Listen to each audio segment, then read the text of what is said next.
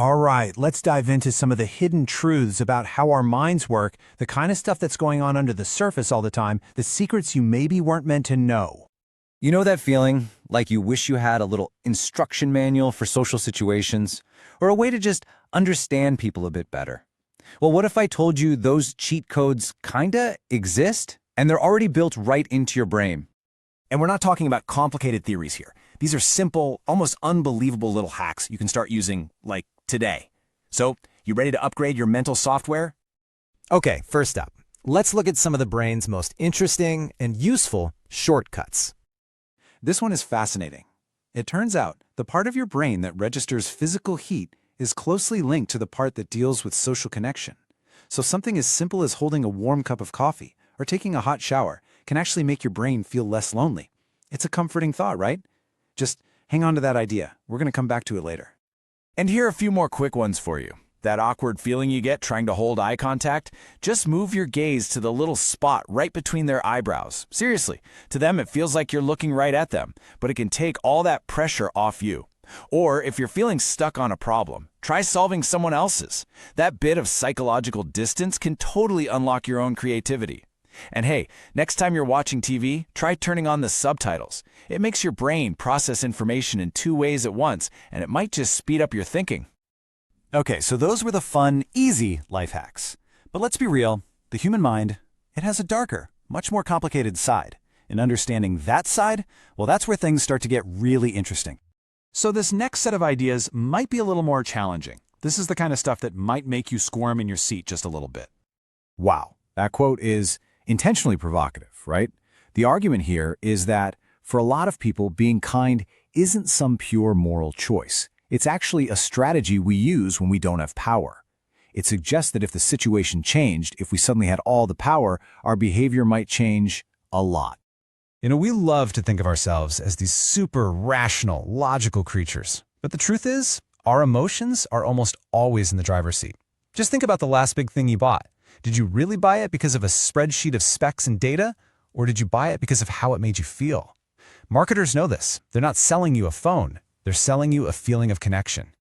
This one is so subtle but so true.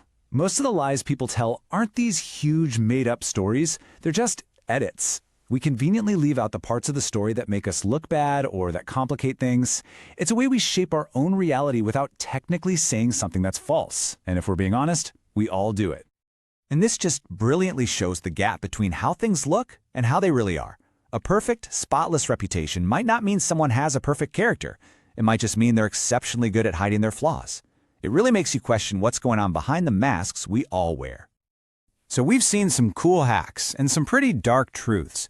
But in this world of pop psychology flying around the internet, how do we know what's real and what's just a good story? Let's go back.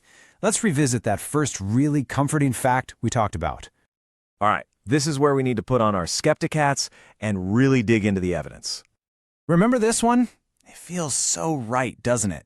It's cozy, it's a simple fix for a really painful feeling. And the original study back in 2008 was a huge deal. But what happens when other scientists try to get the exact same result? See, this is the most important part of the scientific method. Can you do it again? It's called replication. And in 2012, a study tried to build on those original findings. They looked for that link between being lonely and wanting physical warmth. And they couldn't find it. They even looked at things people do in the real world. Do lonely people take more showers, more hotter showers? And as you can see from their results right here, the data just showed nothing. There was no real connection. The correlation just wasn't there. And it's not just that one study. Research from as recent as May of 2024 tried again, and they also failed to find a direct link. Their conclusion was pretty blunt about it. This effect is not simple to replicate, and it's difficult to exploit for practical purposes. So what's the real takeaway here? The most important psychology fact you can learn today isn't some neat little trick. It's that science is a process, and a lot of those viral facts you see are based on these tiny single studies that are really hard, sometimes impossible to prove again. It's messy. But don't worry, I'm not going to leave you with nothing. Let's finish up with a really solid, well-documented cognitive bias that you can actually see and manage in your own life. It's called the illusion of transparency. And what it means, basically, is that we all feel like we're an open book. We think our nervousness, our doubt, our excitement, we think it's written all over our faces for everyone to see. But the thing is, it's not. The Decision Lab uses this perfect example. Imagine Priya. She's about to give a big presentation. Inside her own head, it is absolute chaos. Her heart's pounding, her mind is racing, and she is 100% convinced that her anxiety is like a giant flashing neon sign above her head. But in reality, her colleagues just see a person giving a presentation. They're way too busy being trapped in their own heads to notice every little sign of her nervousness. So, how can you actually use this knowledge? How do you turn this idea into a tool that helps you? Okay, first, just knowing that the illusion of transparency is a real thing is half the battle. So next time you're feeling that anxiety bubble up, just remind yourself it's probably way less obvious than it feels. Second, remember Priya's colleagues. People are the main characters of their own stories, not yours. They're too busy worrying about how they seem to be scrutinizing you. And finally, try to shift your focus. Instead of obsessing over how you feel on the inside, concentrate on the message you're trying to get across. Your performance will almost always get better. And all this really leaves us with one final big question.